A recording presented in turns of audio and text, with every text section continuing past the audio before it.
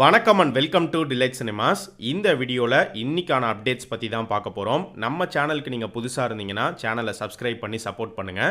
So இன்னைக்கான அப்டேட்ஸில் first நம்ம பார்க்க போகிற அப்டேட் எந்த படத்தை பற்றி அப்படின்னு பார்த்தீங்கன்னா, ஆக்டர் கார்த்தி எடுத்துக்கிட்டோம் அப்படின்னா இப்போ அவர் சர்தார் 2 படத்தில் நடிச்சிட்டு இருக்காரு. இந்த படத்துக்கான ஷூட்டிங் EVP ஃபிலிம் சிட்டியில் போயிட்டுருக்கு.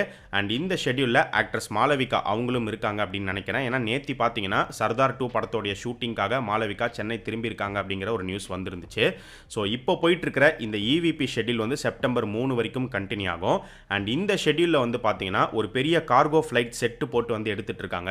மேபி ஆக்ஷன் சீக்வன்ஸ் எடுக்கிறாங்களா என்ன அப்படிங்கிறது தெரியல. இந்த ஷெட்யூல் முடிச்சதுக்கு அப்புறமா அடுத்து செப்டம்பர் 5ஆம் தேதி தலக்கோணத்தில் ஷூட்டிங்கை ஸ்டார்ட் பண்ணுறாங்க. இந்த சர்தார் 2 படத்தில் இப்போ வரைக்கும் எத்தனை ஹீரோயின்ஸ் இருக்காங்க அப்படின்னு பார்க்கும்போது மாளவிகா, ஆஷிகா, ரஜிஷா விஜயன் பார்ட் 1லேயே நடிச்சிருப்பாங்க. அவங்க இந்த படத்துலையுமே இருக்காங்க. எல்லாருக்குமே ஒரு கேள்வி வரலாம், ப்ரோ பார்ட் 1லேயே தான் அவங்க இறந்து போயிடுவாங்களே, அப்புறம் எப்படி இந்த பார்ட் 2ல அவங்களை கொண்டு வராங்க அப்படின்னு.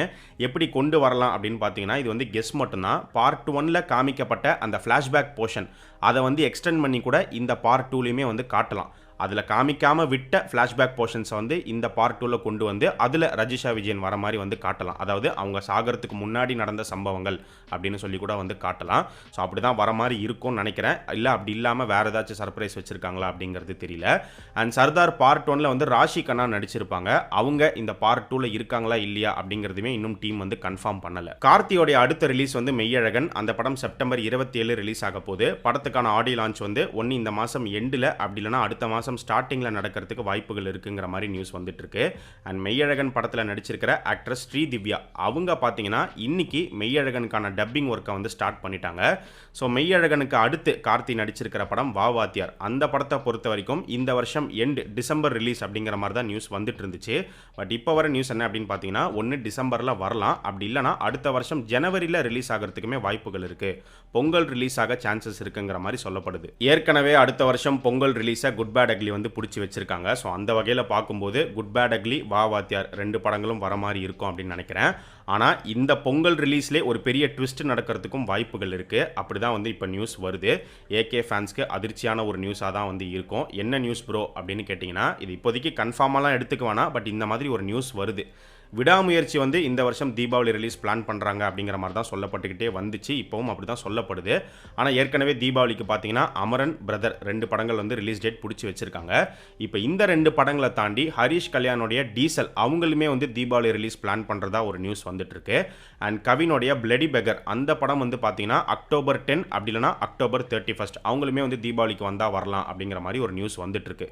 ஒரு பெரிய படம் தீபாவளிக்கு வருதுன்னா கண்டிப்பாக இத்தனை படங்கள் ரிலீஸ் பிளான் பண்ண மாட்டாங்க. ஏன்னா அவங்க வந்தாலும் அவங்களுக்கு தியேட்டர் ஸ்க்ரீன்ஸ் பெருசாக கிடைக்காது. ஸோ ரிலீஸ் பிளான் பண்ண மாட்டாங்க. அப்படி பிளான் பண்ணுறாங்க அப்படின்னா அப்போ ஒருவேளை விடாமுயற்சி தீபாவளிக்கு வரலையோ அப்படிங்கிற மாதிரி தான் தோணுது. லோகேஷ் கனகராஜ் இயக்கத்தில் சூப்பர் ஸ்டார் இப்போ நடிச்சிட்டு இருக்கிற படம் கூலி. இந்த படத்துக்கான ஷூட்டிங் வைசாக்ல நடந்துட்டு இருக்கு. இதை போன வீடியோலேயே நம்ம சொல்லியிருந்தோம். இந்த ஷெட்யூல் ஒரு 30 to 40 டேஸ் கிட்ட இருக்க போது வைசாக் ஹார்பரில் தான் ஷூட்டிங் பண்ணிட்டு இருக்காங்க. வாரிசு படத்தில் பார்த்தீங்கன்னா ஒரு ஹார்பர் ஃபைட் ஒன்று வரும். அந்த ஃபைட்டே வைசாக் ஹார்பரில் தான் எடுத்தாங்க. அதே லொக்கேஷனில் தான் இப்போ இந்த கூலி படத்துக்கான ஷூட்டிங்குமே போயிட்டு இருக்கு. இந்த கூலி படம் ஒரு மல்டி ஸ்டாரர் படமாக தான் இருக்க போது. சூப்பர் ஸ்டாரை தாண்டி இன்னும் நிறைய பேர் இந்த படத்தில் நடிக்கிறாங்க.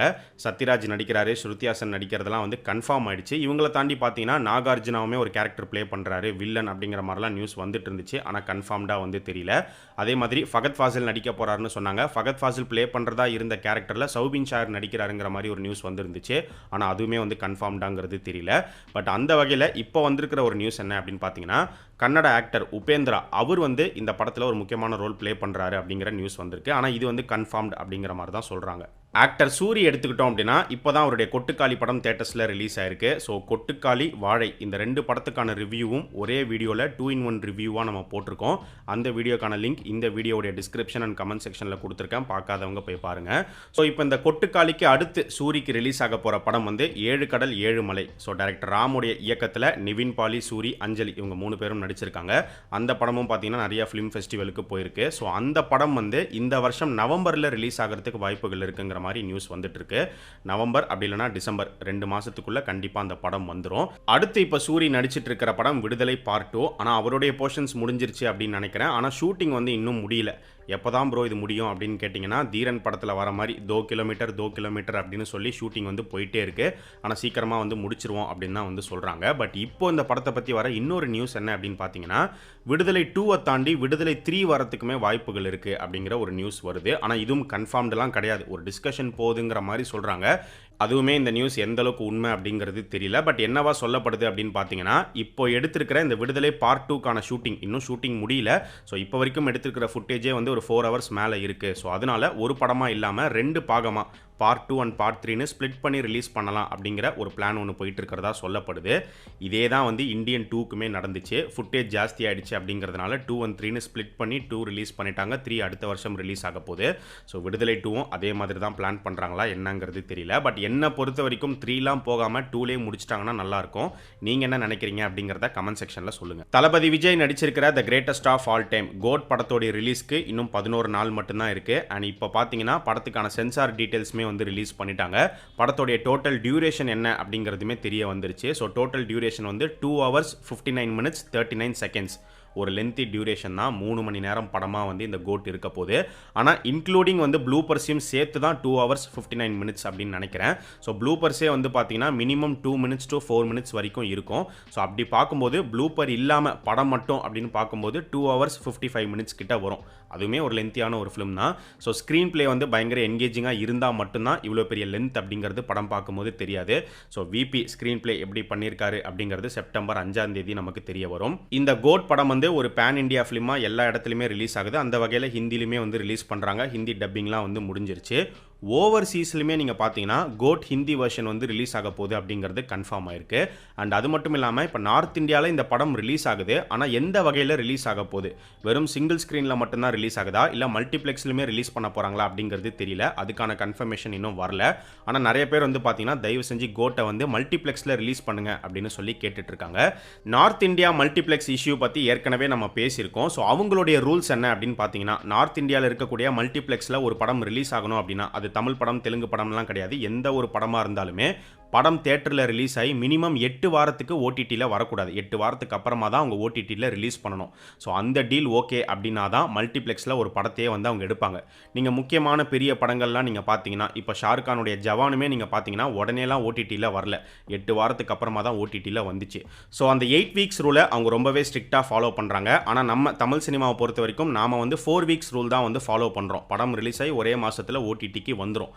அதனால இப்போ கோட் வந்து நார்த்தில் மல்டிப்ளெக்ஸ் ரிலீஸ் ஆகணும் அப்படின்னா படம் ரிலீஸ் ஆகி 8 வாரத்துக்கு அப்புறமா தான் ஓடிடியில் வந்து ரிலீஸ் ஆகிற மாதிரி இருக்கணும். ஆனால் மூவி டீம் முன்னாடியே நெட்ஃப்ளிக்ஸ்க்கு இந்த படத்தை ஒரு பெரிய தொகைக்கு கிட்டத்தட்ட 110 கோடிக்கு படத்தை வித்துட்டாங்க. இவங்க என்ன ரூலில் விற்றுருக்காங்கிறது நமக்கு தெரியாது. 4 weeks ரூலில் விற்றுருக்காங்களா இல்லை 8 weeks ரூலில் விற்றுருக்காங்களாங்கிறது நமக்கு தெரியல. ஸோ அதனால கோட் வந்து நார்த்தில் ரிலீஸ் ஆகுது. ஆனால் மல்டிப்ளெக்ஸில் ரிலீஸ் ஆகுமா இல்லையா அப்படிங்கிறத நம்ம வெயிட் பண்ணி தான் பார்க்கணும். என்ன நடக்க போகுதுங்கிறது சீக்கிரமே நமக்கு தெரிய வரும். ஸோ இது எல்லாமே தான் இன்னைக்கான அப்டேட்ஸ். இதே மாதிரி நிறைய இன்ட்ரெஸ்டிங்கான அப்டேட்ஸை அடுத்த அப்டேட் வீடியோவில் நம்ம பார்க்கலாம். நம்ம சேனலுக்கு நீங்கள் புதுசாக இருந்தீங்கன்னா சேனலை சப்ஸ்கிரைப் பண்ணி சப்போர்ட் பண்ணுங்கள். அண்ட் நம்ம டிலைட் சினிமாஸ் சேனலோடைய சோஷியல் மீடியா பேஜஸ்க்கான லிங்க் வந்து பார்த்தீங்கன்னா டிஸ்கிரிப்ஷனில் கீழே கொடுத்துருக்கோம். இன்னும் ஃபாலோ பண்ணாதவங்க மிஸ் பண்ணாமல் போய் ஃபாலோ பண்ணுங்கள்.